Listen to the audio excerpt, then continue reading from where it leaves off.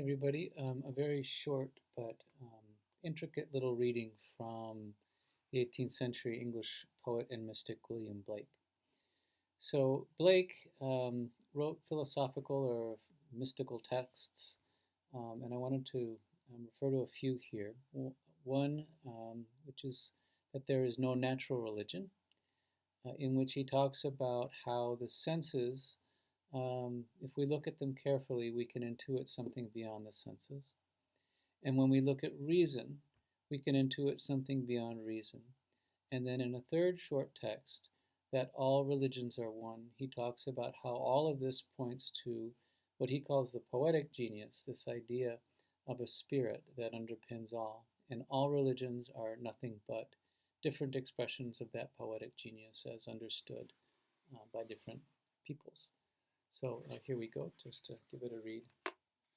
There is no natural religion. A. The argument. Man has no notion of moral fitness but from education. Naturally, he is only a natural organ subject to sense. 1. Man cannot naturally perceive but through his natural or bodily organs. 2. Man, by his reasoning power, can only compare and judge of what he has already perceived. 3. From a perception of only three senses, or three elements, none could deduce a fourth or fifth. 4. None could have other than natural or organic thoughts if he had none but organic perceptions. 5. Man's desires are limited by his perceptions.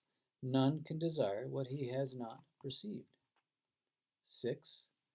The desires and perceptions of man, untaught by anything but organs of sense, must be limited to objects of sense.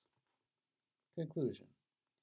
If it were not for the poetic or prophetic character, the philosophic and experimental would soon be at the ratio of all things and stand still, unable to do other than repeat the same dull round over again. 2. There is no natural religion, Part B. 1. Man's perceptions are not bound by organs of perception. He perceives more than sense, though ever so acute, can discover. 2. Reason, or the ratio of all we have already known, is not the same that it shall be when we know more. 3 is lost. Then 4. The bounded is loathed by its possessor. The same dull round, even of a universe, would soon become a mill with complicated wheels. 5. If the many become the same as the few when possessed, more, more is the cry of a mistaken soul.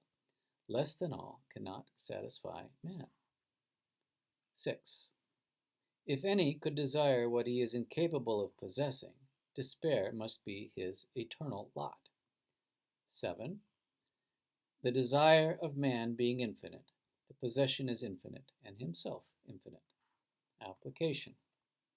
He who sees the infinite in all things sees God.